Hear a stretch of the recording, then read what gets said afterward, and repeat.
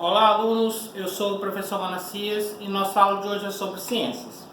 Hoje nós vamos estudar as páginas 61, 62 e 63. Aqui é o seguinte, ó, frequência cardíaca e eletrocardiograma. Aqui é o seguinte, para medir a pulsação de uma pessoa, deve-se localizar uma artéria próxima à superfície do pulso ou do pescoço. Então, de imediato, para a gente poder determinar se a pulsação da pessoa está normal ou não, você deve fazer essa medida no pulso ou no pescoço da pessoa com apenas os dois dedos.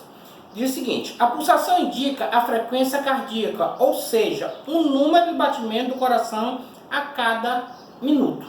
Então, através dessa medição de pulso, nós podemos determinar se a frequência cardíaca, às vezes que o coração está batendo, se ela está normal ou não. Nesse caso, essa frequência dos batimentos cardíacos, elas ficam entre 60 e 80 batimentos por minuto.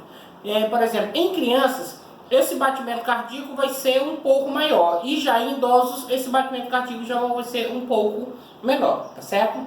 Aqui diz o seguinte, quando o coração auscultado com auxílio de um estetoscópio, veja bem, o que é auscultado? Auscultado é quando você vai medir esse batimento do coração. Existem dois aparelhos que nós podemos utilizar para medir o batimento cardíaco. O primeiro é o estetoscópio, que esse é mais simples, né? O médico bota a parte, né, no ouvido e a outra parte, a única parte, coloca no coração da pessoa para ouvir os batimentos cardíacos.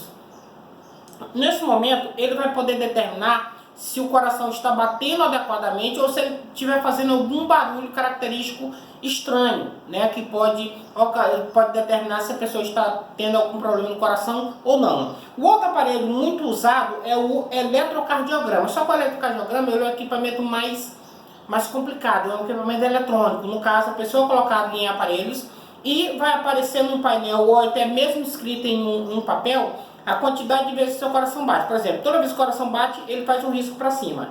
Ele vem em linha reta até o coração. Bateu o coração, ele sobe. Se o coração estiver acelerado, ele vai ter vários pontos para cima. Se o coração está batendo lentamente, esses pontos para cima eles vão ser mais distantes. Sobe um, aí demora, e depois sobe outro, e assim por diante. Em relação a doenças relacionadas ao coração, nós podemos destacar duas principais, né? Que é o ataque cardíaco, que também pode ser chamado de ataque fulminante do miocárdio, ou apenas ataque fulminante do coração. E o AVC, que é o acidente vascular cerebral, ou derrame cerebral, como as pessoas costumam chamar, né? Existem esses dois. Aqui é o seguinte, ataque cardíaco e acidente vascular cerebral são acessos repentinos e muitas vezes fatais que ocorrem em pessoas que têm problemas relacionados ao sistema circulatório. Então, esse problema vai estar relacionado ao coração e às veias e principalmente a questão das artérias. Esses dois problemas, eles são chamados de aterosclerose ou acúmulo de material genético nas paredes internas do coração. Como isso ocorre? Por exemplo, a pessoa tem uma má alimentação ou ele tem algum problema genético ou com o tempo ele tem algum acidente e acaba ocasionando má circulação no coração, nas artérias do coração, é chamado de aterosclerose, tá certo? Aí diz o seguinte, a distribuição de sangue nos tecidos do coração, principalmente a camada muscular, é responsável pelos batimentos, denomina-se miocárdio. Então, quando você tem algum problema no coração, ele vai acontecer nessas pequenas ramificações aqui do coração. E essas ramificações elas são chamadas de miocárdio. São elas que ficam entupidas, que podem ficar obstruídas, né? Ou naturalmente, ou por algum acidente, ou por uma má alimentação. Podemos dizer aqui o seguinte, existem várias técnicas para ajudar a normalizar o fluxo de sangue no coração. Entre elas, podemos destacar duas, né? Técnicas que podem ajudar a se livrar da questão da aterosclerose. Aí temos aqui, ó. Tem a primeira, que é a desobstrução da artéria num procedimento chamado de angioplastia, né? Onde você vai normalizar o fluxo de sangue no coração, desentupindo essa veia. Como é que isso pode ocorrer na angioplastia? No caso, a pessoa tomando remédio, né? Aí naturalmente aquela gordura que está lá na artéria vai se desmanchando aos poucos e ela vai ser desentupida, ou simplesmente com uma cirurgia, vai lá e corta a veia, abre a veia e desentope a veia naturalmente. Outros casos é mais complicado, onde não dá, o remédio não funciona, e nem abrir a veia para poder desentupir não funciona porque ela é pequena demais. Aí, nesse caso, é realizada a chamada ponte de safena. Então existe dois processos, a angioplastia e a ponte de safena.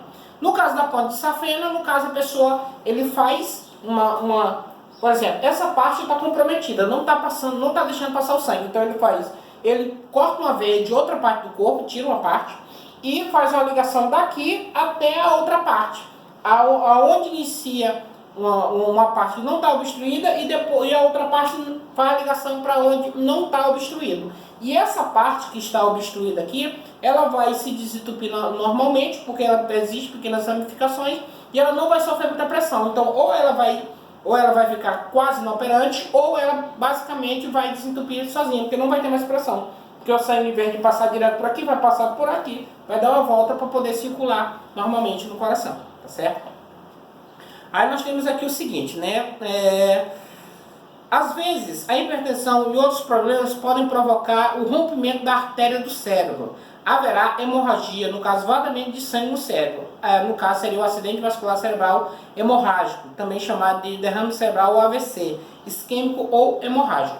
Então, além do problema no coração, nós temos a questão do AVC, acidente vascular cerebral, que ele causa, quando ele não mata, de imediato ele não mata, ele ocasiona paralisia total do corpo ou parcial do corpo. Muitas vezes a pessoa sofre um AVC, ele fica com parte, ele não consegue controlar parte do corpo, não consegue controlar a perna, não consegue controlar o braço, ou mesmo a boca, ela fica assim caída, a pessoa não consegue falar normalmente. Então isso são problemas causados pelo AVC.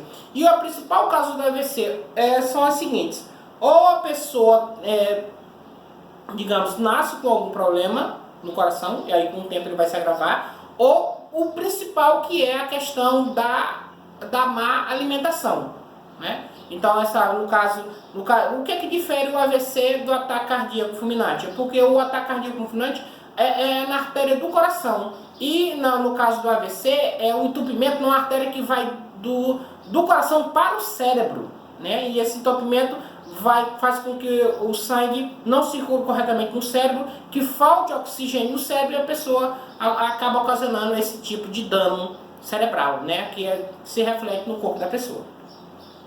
Aqui diz o seguinte, o que é um aneurisma e como se desenvolve. Aqui diz o seguinte: o aneurisma é a dilatação de uma artéria. Existem diversos tipos de aneurisma que podem se desenvolver em diversas artérias ao longo do tempo. Então, o aneurisma, ele é diferente da aterosclerose. No caso, a aterosclerose, ela é uma doença que ela vai entupir as veias, causando ou ataque cardíaco ou AVC. Já no caso do aneurisma, não, ele é o contrário, porque ele dilata, ele abre. Ele não entope, ele simplesmente abre e deixa passar sangue demais. E o aneurisma, ao deixar passar sangue demais, ele ocasiona 3 problemas de dilatação. Primeiro, são os saculares, que são defeitos nas artérias congênitos. Como assim congênito? É quando a pessoa já nasce com aquele problema, já nasce com a veia dilatada, né? Nesse caso, você tem problema sacular. Aí, com o tempo, vai se agravar. Outro problema relacionado ao aneurisma é quando são traumáticos, né, ocasionados por uma pancada no cérebro ou por um acidente que a pessoa leva uma grande batida na cabeça e acaba ocasionando o aneurisma. No caso, o sacular acontece com problema genético, né, a pessoa nasce com aquele problema, e o outro tipo de aneurisma é o traumático, que acontece através de acidente ou pancada. Mas existe um terceiro, que no caso é chamado de aneurisma da artéria aorta abdominal. No caso aqui é o seguinte, é um tipo de aneurisma bastante comum e é o que se manifesta na artéria aorta abdominal e costuma ser aprovado pela aterosclerose decorrente da elevação do colesterol no sangue.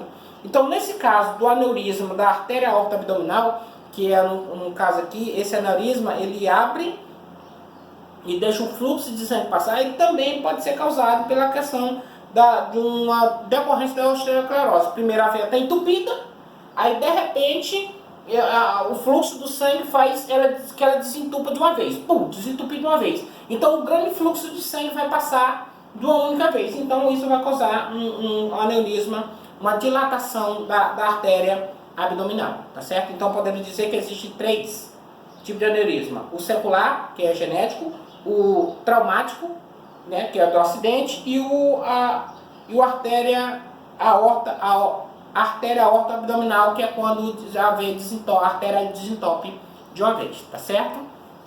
Vamos passar agora para a nossa atividade, que diz o seguinte, ó.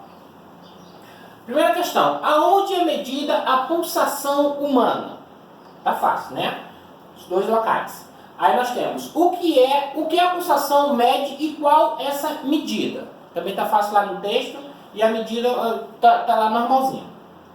Terceira: quais os 2 equipamentos utilizados para detectar problemas no coração? No caso, o mais simples, né, que o médico usa lá no consultório, e aquele mais complicado que geralmente são usados em clínicas, né, que é aquele que sobe e desce o equipamento. Quarta: quais são os 2 problemas causados por distúrbios na artéria aterosclerose? Né, os 2 problemas causados, né, são 2 mais famosos. Né. Quinta questão: quais os nomes dos 2 procedimentos para normalizar o fluxo sanguíneo? Né? Existem 2 procedimentos, né? Um bem simples e o outro mais complicado, que tem que fazer uma ponte. Sexta: quais as consequências de um AVC? Né? O que é que provocar? Além da morte, tem mais dois problemas que ele pode causar, né? Um total e outro parcial. Você vai determinar lá. Sétima: cite algumas causas do ataque cardíaco do AVC, né? Existem, como eu citei antes, 3 causas, né? E vocês vão determinar essas causas que podem fazer com que a pessoa possa ter um ataque cardíaco fulminante do miocárdio ou um acidente vascular cerebral. Oitava: qual a diferença entre aterosclerose e aneurisma? Veja bem, uma delas é o entupimento, né? Entupimento das artérias. E o outro a dilatação dessa mesma artéria, né? Aí você determina quem é quem. Nona: quais são os 3 tipos de aneurisma? Eu acabei de explicar quais são os três tipos, tá certo? Tá fácil demais a atividade.